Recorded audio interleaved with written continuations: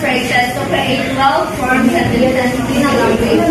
The word syntax comes originally from Greek and literally means putting together or arrangement. So it is like building a sentences. For example,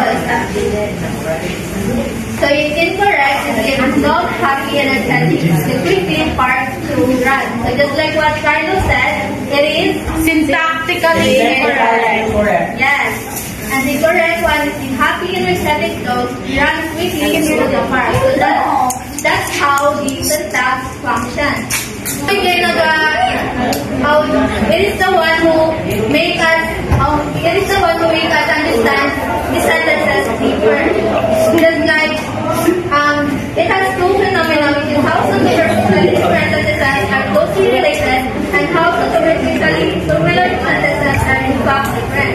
Just like this example, Charlie broke the window.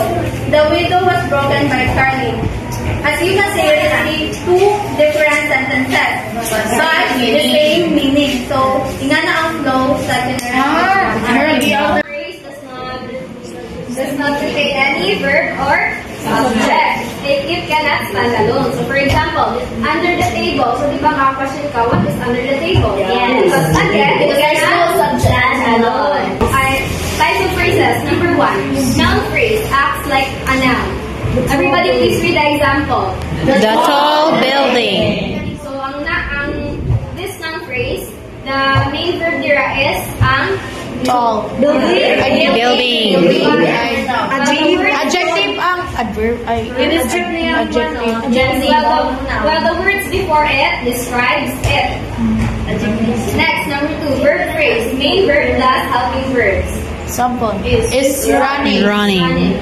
So, di ba main verb is running. Helping verb is running. Di ba may mga sa dapat there ang main verb? Yes. Running. Kaya ang main verb, yes, ang running. While ang helping verb is Number 5. Prepositional phrase begins with a preposition plus object. Example. In the garden. Kapalang mga sa ng prepositions? Yes. Kung nasa below, inside, under, above.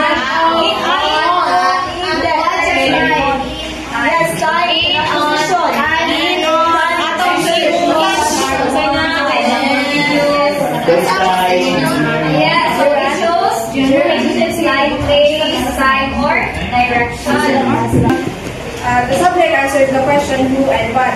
So there are different types of subject.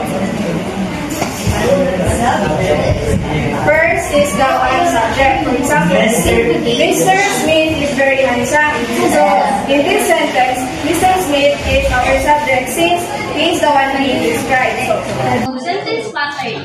So sentence pattern. This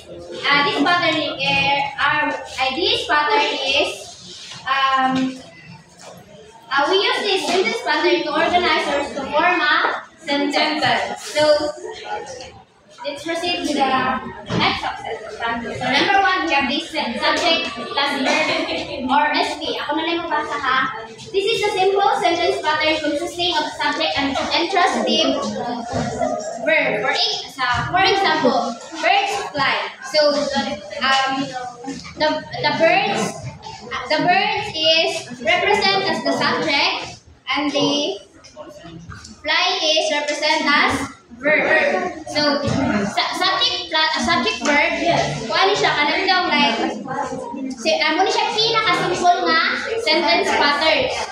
Birds can fly. So birds mag-represent siya sa subject and fly mag-represent sa verb. Yes, subject verb object. Subject verb object. So ang subject diri magama siya og kanang verb na para maka-affect sa object. Yes. Sabot ba? Yes.